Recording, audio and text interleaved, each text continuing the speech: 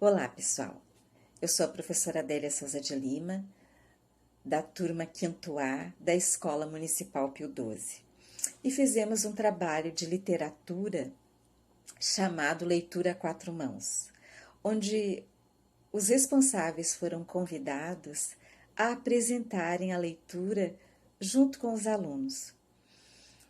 A ideia é fomentar leitores, é fazer com que a criança observe o adulto que vem, que lê junto, que divide e dessa forma vai trazer a confiança, a segurança, a certeza de que ler une, ler faz com que o idioma se torne muito mais fácil. Contar histórias e ouvir histórias foi o universo criado pela nossa turma para que houvesse o desenvolvimento da expressão oral e escrita.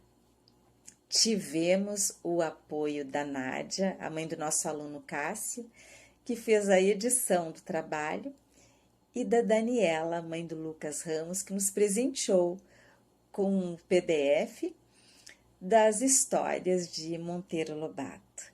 Esperamos que vocês apreciem a audição e percebam a importância da leitura.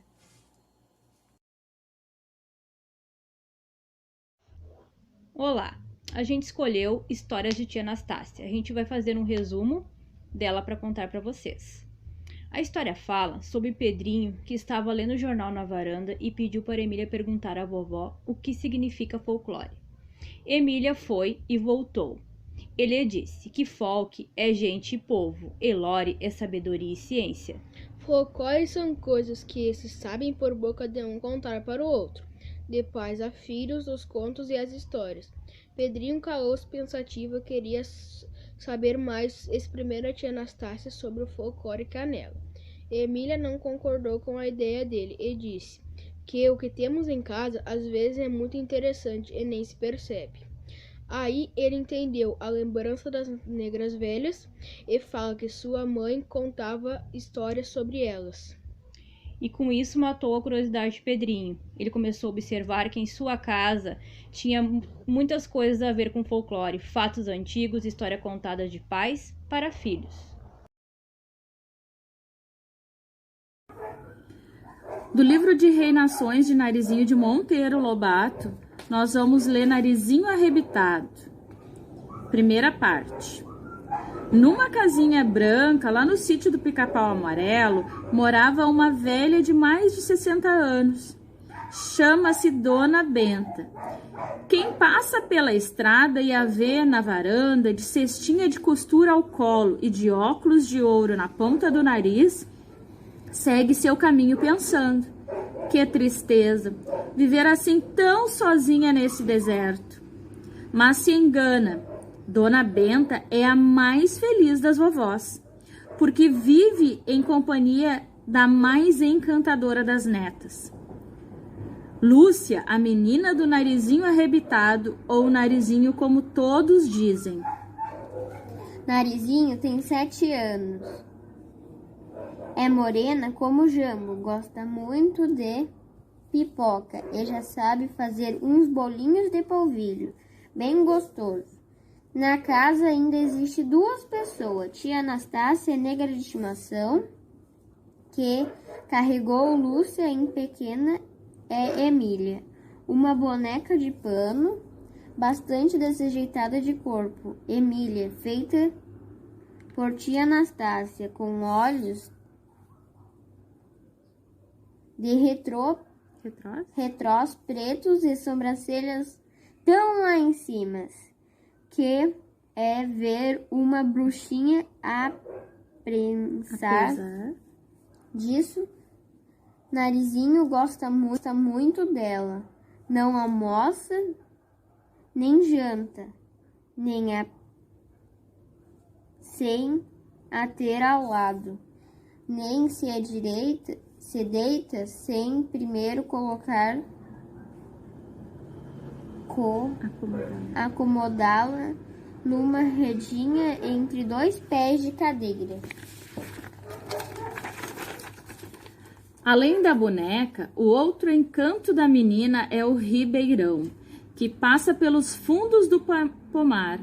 Suas águas, muito apressadinhas e mexeriqueiras, correm entre pedras negras de limo, que Lúcia chama as tias Anastácias do rio.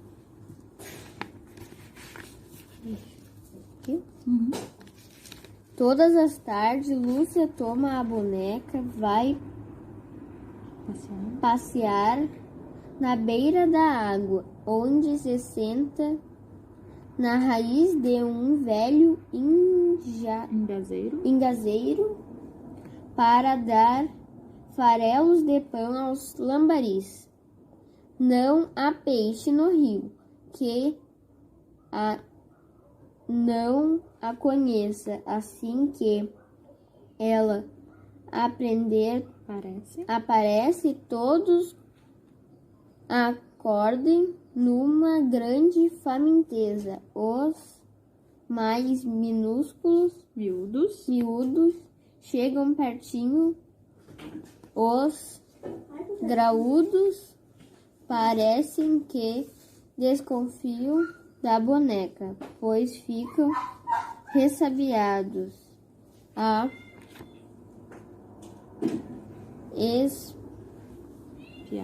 espiar de longe. E neste divertimento leva a menina horas até que a tia Anastácia aparece no portão do pomar e grite na sua voz sossegada: Narizinho, vovó está chamando.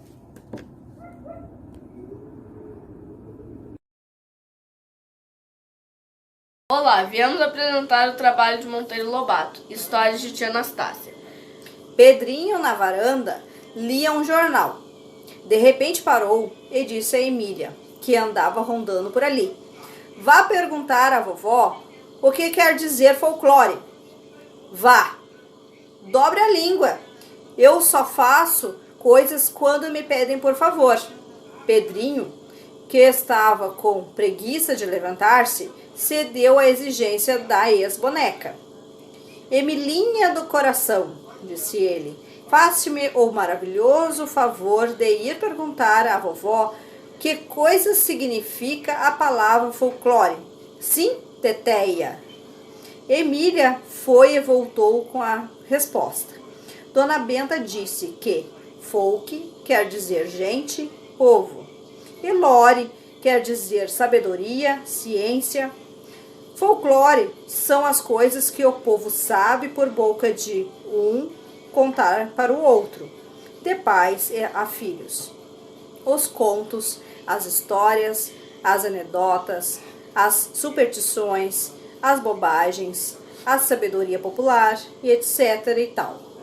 Por que pergunta isso, Pedrinho? O menino calou-se, estava pensativo, com os olhos lá longe. Depois disse: uma ideia que eu tive. Tia Anastácia é o povo. Tudo que o povo sabe vai contando de um para o outro.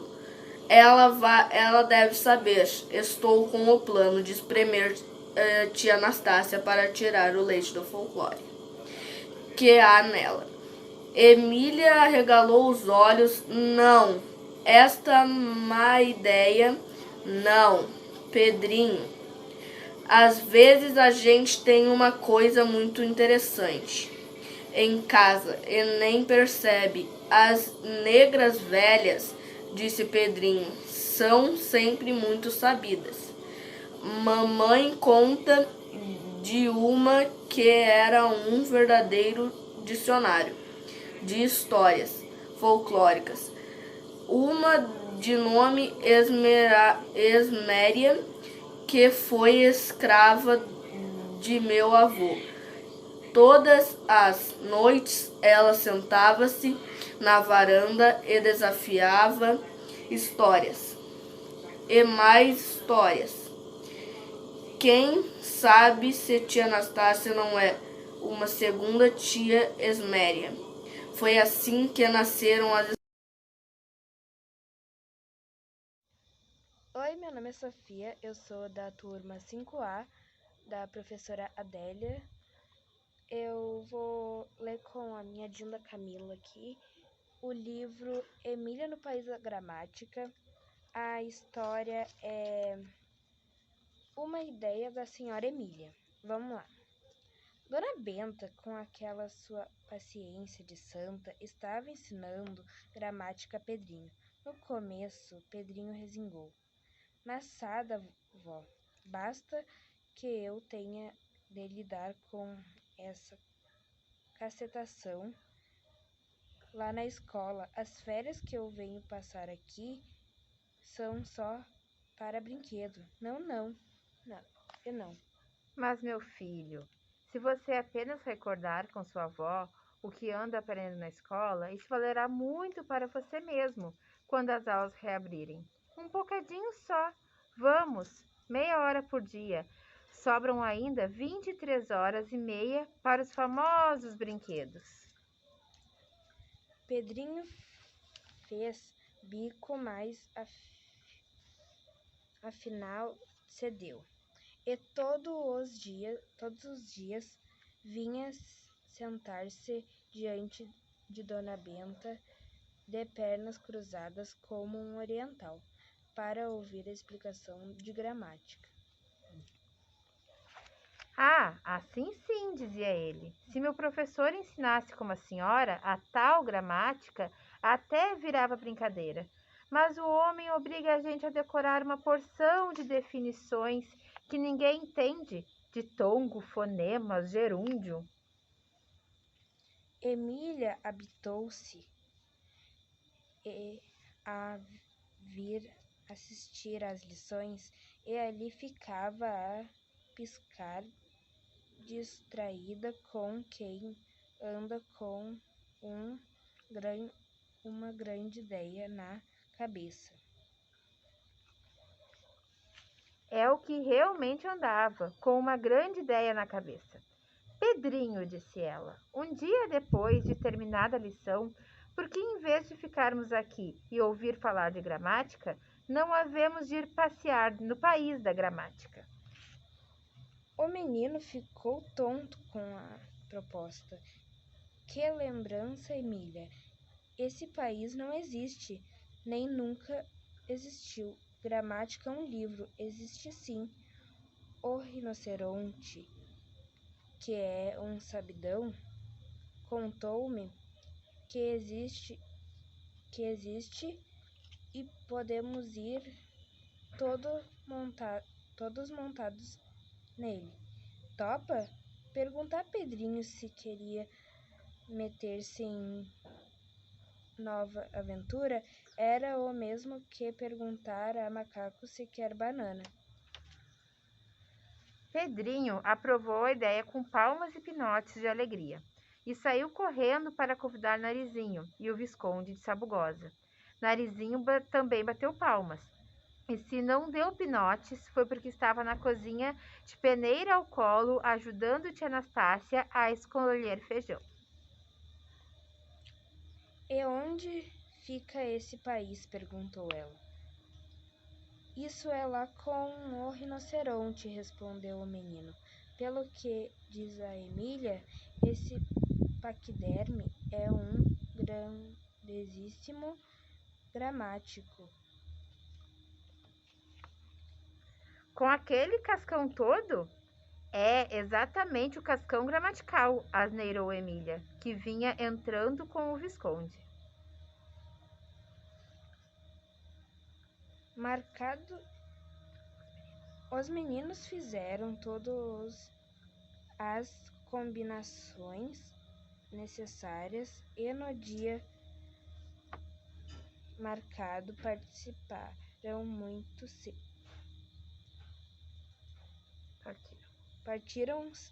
cedo a cavalo no rinoceronte e qual tropava um trote mais duro que a sua casca. Trotou, trotou e depois de muito trotar, deu com eles numa região aonde o ar chiava de modo estranho. Que zumbido será este? Indagou a menina. Parece que andam voando por aqui milhões de vespas invisíveis. Eles tinham chegado no país da gramática. Qual o objetivo desse trabalho? Trazer a leitura da família junto com os alunos. Então, a história foi contada a 4 mãos, pela mãe, por um familiar, que trouxeram para nós os textos de Monteiro Lobato.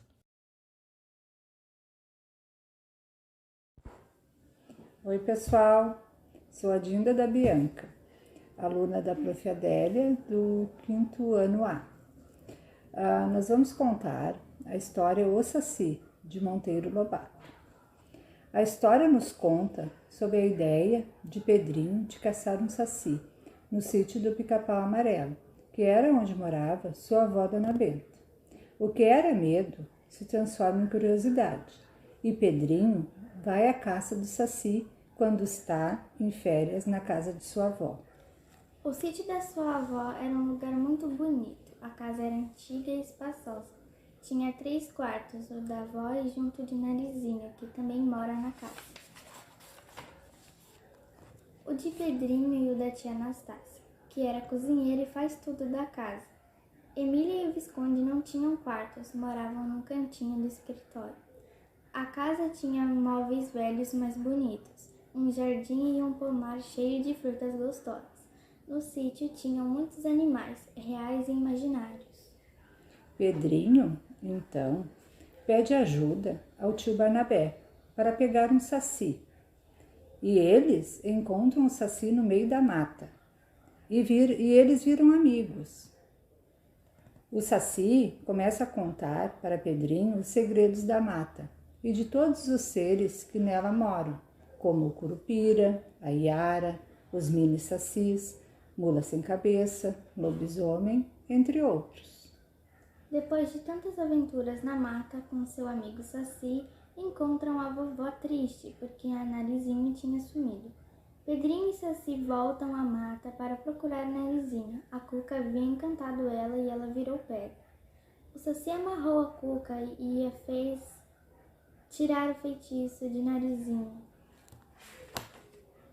E eles voltaram ao sítio e Narizinho apareceu e eles desamarraram a Cuca.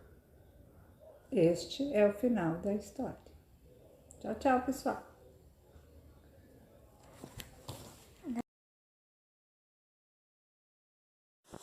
Oi, gente. Hoje eu e a minha filha Giovana Oi. viemos ler a história que se chama Histórias de Tia Anastácia, do Monteiro Lobato. Pedrinho na varanda lia um jornal. De repente parou e disse a Emília, que andava rondando por ali: "Vá perguntar à vovó o que quer dizer folclore." Vá, dobra a língua, eu só faço coisas quando me parem, por favor. Pedrinho, que estava com preguiça de levantar-se, cedeu à exigência das bonecas. "Emilinha do coração", disse ele, "faça-me o favor de ir perguntar à vovó que coisa significa a palavra folclore. Sim, teteia." Emília foi e voltou com a resposta. Dona Benta diz que folk quer dizer gente, povo, e lore quer dizer sabedoria, ciência. Folclore são as coisas que o povo sabe por boca, de um contar para o outro, de pais a filhos. Os contos, as histórias, as anedotas, as superstições, as bobagens, a sabedoria popular, etc e tal. Por que pergunta isso, Pedrinho? O menino calou-se, estava pensativo, com os olhos lá longe. Depois disse: "Uma ideia que eu tive. Tia Anastácia é o povo. Tudo que o povo sabe e vai contando de um para o outro, ela deve saber. Estou com plano de espremer Tia Anastácia para tirar o leite do folclore que há nela." Emília arregalou os olhos. Não está má a ideia não, Pedrinho. Às vezes a gente tem uma coisa muito interessante em casa e nem percebe. "As negras velhas", disse Pedrinho, "são sempre muito sabidas. Mamãe contou de uma que era um verdadeiro dicionário de histórias folclóricas, uma de nome Isméria, que foi escrava do meu avô. Todas as noites ela sentava-se na varanda e desfiava histórias e mais histórias. Quem sabe se tia Anastácia não é uma segunda tia Isméria. Foi assim que nasceram as histórias de tia Anastácia. Fim.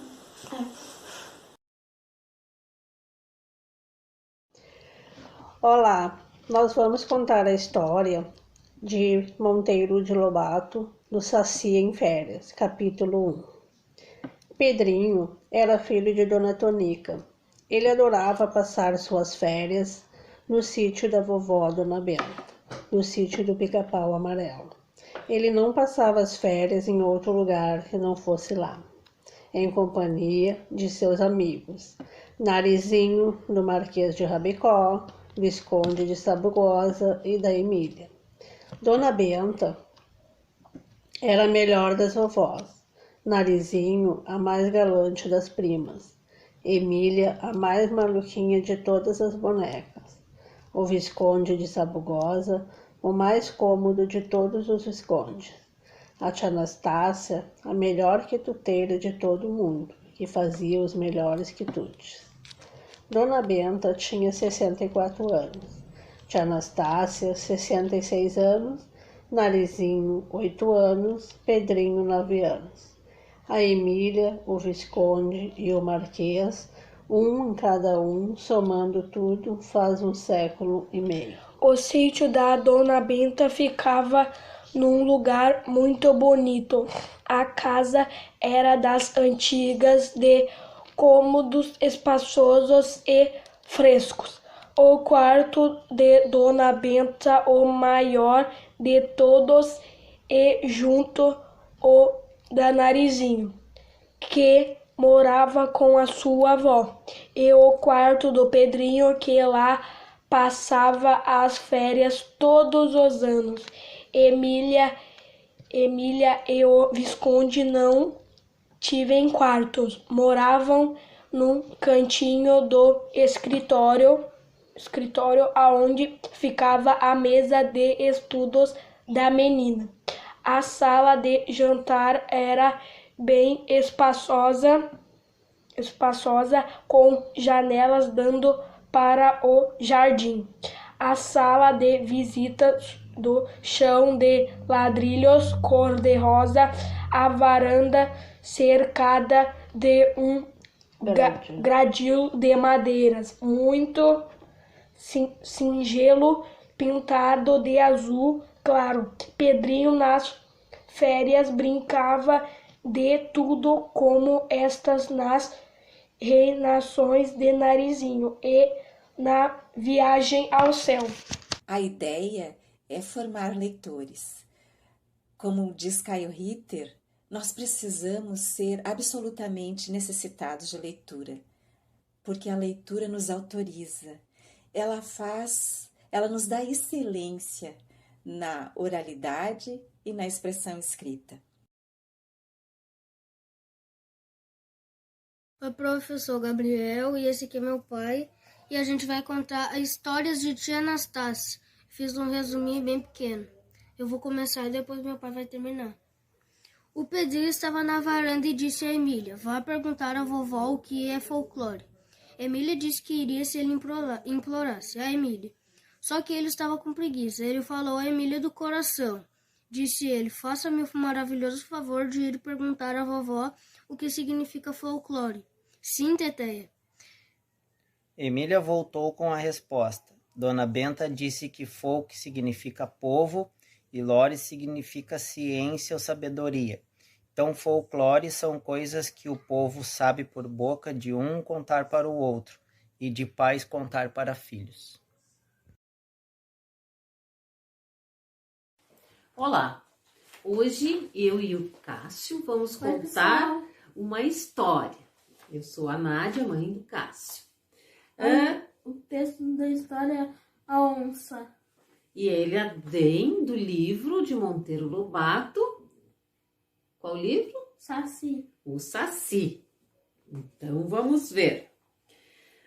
O miado soou de novo, desta vez bem perto, e logo depois surgiu por entre as folhas a cabeça de uma formidável onça pintada. Era um animal de extrema beleza, quase tão grande como o tigre de Bengala. Parou, farejou o ar, depois ergueu os olhos para a árvore, dando com o menino e o Saci lá em cima. Soltou um rugido de satisfação, como quem diz: achei o meu jantar! E tentou subir a árvore. Vendo que isso lhe era impossível, sacudiu o tronco tão violentamente que por um triz Pedrinho não veio abaixo como se fosse uma jaca madura. Mas não caiu. E a onça, desanimada, resolveu esperar que ele descesse. Sentou-se nas patas traseiras e ali ficou quieta, só movendo a cauda de um lado para o outro. E de quando em vez, lambia os beiços. Tua vez. Ela é capaz de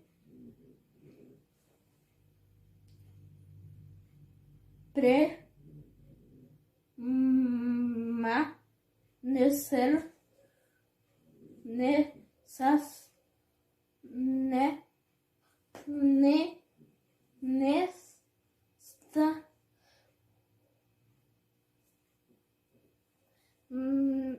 nessa posição 3 dias e 3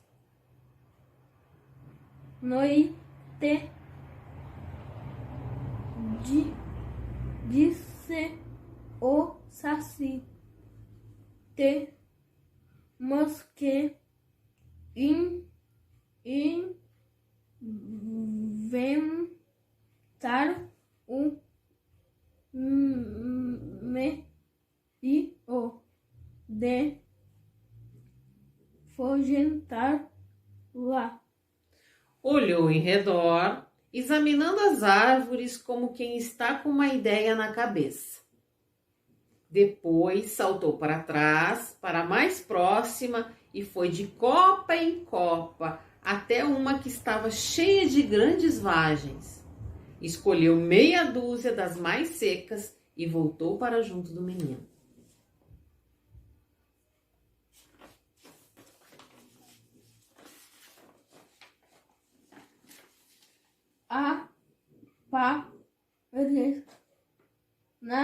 Nas mãos o pó que vou deixar cair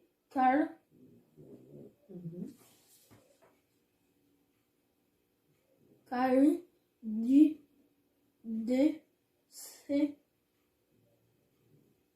das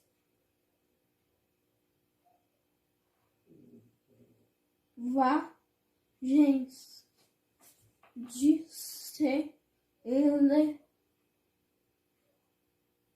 abrindo com os dentes uma delas. Pedrinho estendeu as mãos em forma de cuia e o Saci sacudiu dentro um pó amarelado. O mesmo foi feito com as outras vagens. Bem,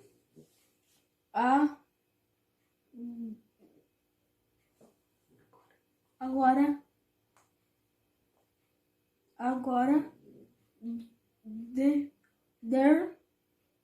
irá me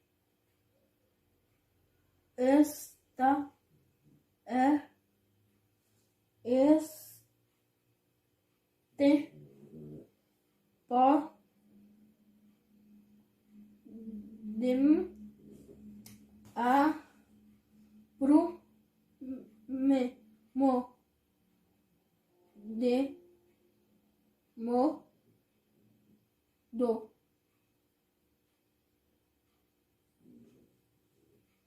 que vacar sobre a cara da onça. Pedrinho colocou-se em linha vertical com a fera e derramou o jato de pó amarelado. Foi uma beleza aquilo. Quando o pó caiu sobre os olhos da onça, ela deu tamanho pinote que foi parar a 5 metros de distância, sumindo-se em seguida, pelo mato adentro, a urrar de dor e a esfregar os olhos como se quisesse arrancá-los. Pedrinho deu uma risada gostosa. Que de a vos de esse este amigo se perguntou. Vejo que valeu muito, mas que uma boa carapina. Isso se chama pó de mico. Arde nos olhos como pimenta e dá na pele uma tal coceira que a vítima até se coçaria com um ralo de ralar coco, se o tiver ao alcance da mão. Pedrinho escorregou da árvore abaixo, ainda a rir-se da pobre onça, mas não se riu por muito tempo. Mal tinha dado alguns passos e recuou espavorido. Quem quiser saber, lê a história. Isso, quem quiser saber, lê a próxima história, porque nessa história nem nós sabemos por que aconteceu isso com Nem o nós. Pedrinho. Então é só procurar. Um beijo, pessoal, um abraço.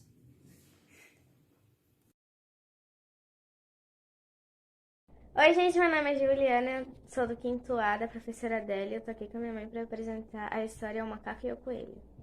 O macaco e o coelho. O macaco e o coelho fizeram a combinação, um matar as borboletas e o outro as cobras. Logo depois, o coelho dormiu. O macaco veio e puxou as orelhas. O que é isso? Gritou o coelho, acordando deu um pulo. O macaco deu risada. Ah! Pensei que fosse 2 borboletas. O coelho danou com a brincadeira e disse lá: Consigo, espere que te cure. Logo depois, o macaco se sentou numa pedra para comer uma banana. O coelho veio atrás com um pau e lepe, pregou-lhe um grande paulada no rabo. O macaco deu um berro, pulando para cima de uma árvore, a gemer. Desculpe, amigo, disse lá debaixo o coelho. Vi aquele rabo torcidinho em cima da pedra e pensei que fosse cobra. Foi desde aí que o coelho, de medo do macaco vingar-se, passou a morar em buracos. Foi isso, muito obrigada. Começando. Contos da tia Anastácia. O Cágato na Festa do Céu, de Monteiro Lobato. Certa vez, houve uma grande festa no céu, para a qual foram convidados os bichos da floresta. Todos se encaminharam para lá, e o Cágato também. Mas este era vagaroso, demais, de modo que andava e não chegava nunca. A festa era só de 3 dias, e o Cágato nada de chegar. Desanimado, pediu a uma garça que o conduzisse às costas. A garça respondeu: pois não, e o Cágato montou. A garça foi subindo, e de vez em quando perguntava ao Cágato se estava vendo a terra. Estou sim, mas lá longe. A garça subiu mais e mais. E agora? Agora já não vejo o menor sinalzinho da terra. A garça, então, que era uma perversa, fez uma reviravolta no ar, desmontando o cágado. Coitado, começou a cair com velocidade cada vez maior. E enquanto caía, murmurava: Se eu desta escapar, se eu desta escapar, nunca mais ao céu me deixarei levar. Nisto, avistou lá embaixo a terra, gritou: Arredai-vos, pedras e paus, senão eu vos esmagarei. As pedras e os paus se afastaram, e o cágado caiu. Mesmo assim, arrebentou-se todo em 100 pedaços. Deus, que estava vendo tudo, teve dó do coitado. Afinal de contas, aquela desgraça tinha acontecido só porque ele teimou em comparecer à festa do céu. E Deus juntou outra vez os pedaços. E é por isso que o cágado tem a casca feita de pedacinhos emendados uns dos outros. Foi um trabalho maravilhoso, onde nós pudemos viajar no universo de Monteiro Lobato através da voz dos nossos alunos e dos responsáveis, dos pais, da família, que junto construiu essa aprendizagem imensa, que nos encantou e nos deixou com vontade de ler muito mais, de ir além dessa leitura do mundo que precede a leitura da palavra, segundo Paulo Freire, esse mundo que circunda essa criança, de adultos que leem junto, que contam histórias junto, que narram histórias e que se narram também. O trabalho oportunizou a troca, a reflexão e nos deu um olhar especial sobre essa prática de que o leitor ele é formado em casa. Na obra literária, no livro do Caio Ritter, A Formação do Leitor Literário em Casa e na Escola, ele nos traz essa questão de como fomentar leitores. A partir do momento que o adulto lê junto, ele está mostrando que a leitura, ela dá aconchego, ela cura e ela desenvolve toda a questão da competência oral e escrita.